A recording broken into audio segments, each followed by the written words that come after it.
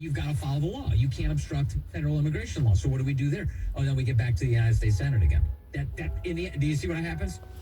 This is what I do. I look for friction. Where is it? It's like finding a leak in a tire. How do you find it?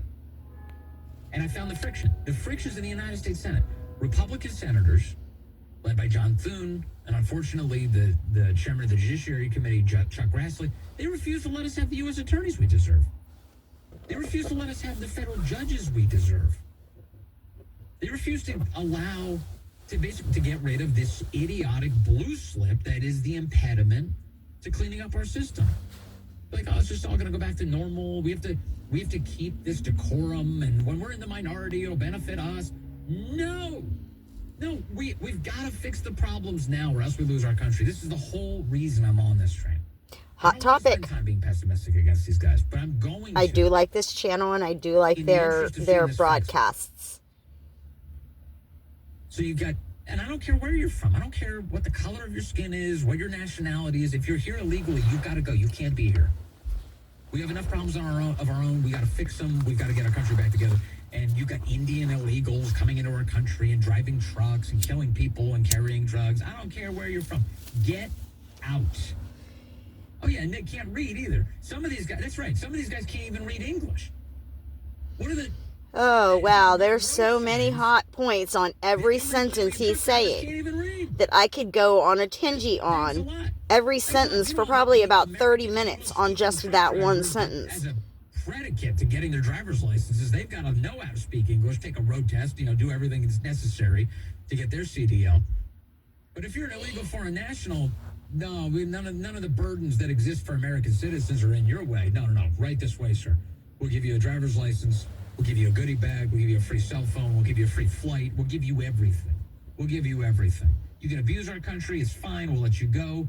If federal immigration enforcement says, hey, we got a detainer on this guy, we'll just help you escape justice. We'll smuggle you out the back of the courthouse.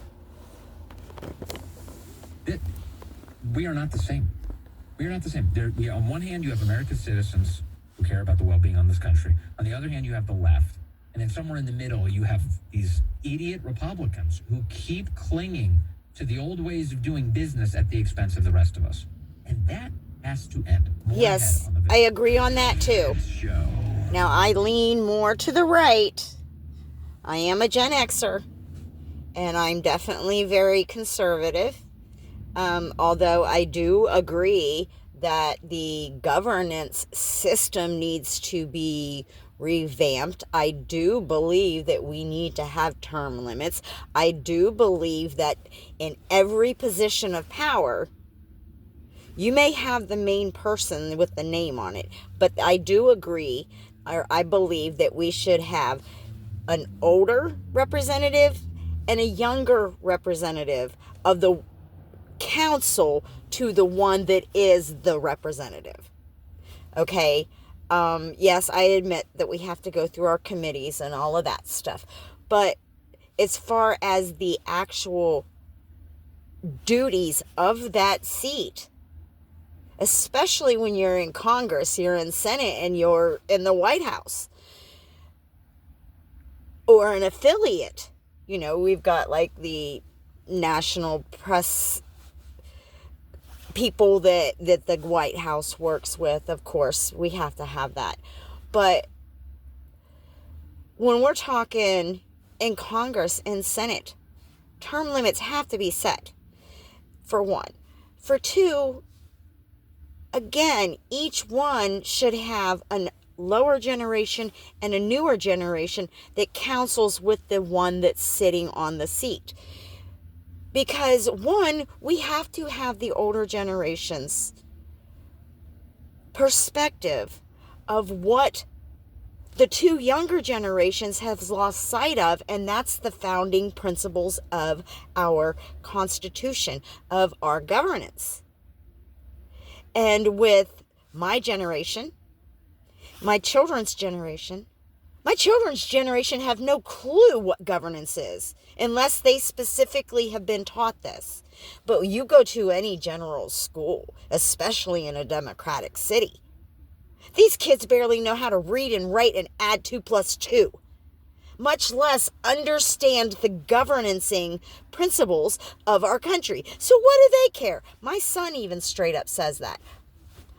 I don't need to know that, Mom, you do. No, your generation and your children's generation need to be retaught these founding principles. We are losing our country. And these people, I understand your guys' countries are shitholes. But don't come here and make my home a shithole. Take what balls you're trying to use in our country to change our country and go back and fight for your shit in your country. I understand we've been lied to as far as the history of our country, which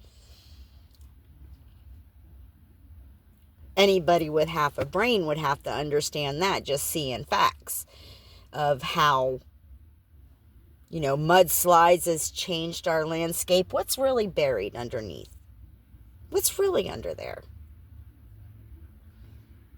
But we won't go down that rabbit hole. But I had to touch base on what I was hearing on the radio.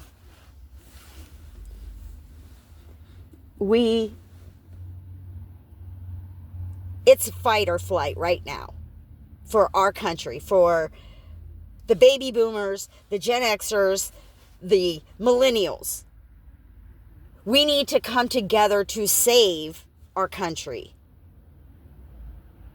and fight off what has been done to our country since I'd been seeing it since the 80s. Junior high, I had this concept that our open borders and our freedoms were going to be used against us by people who are not from our country. They were going to beg for us to open our doors, let them come in.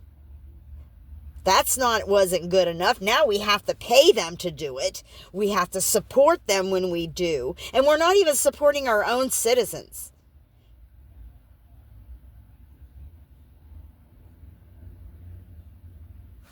Wake up, people. We're losing our country. And anybody with a smidgen of Christianic religion and knowledge of revelations, we have to wake up. God is calling. He's giving us our warning.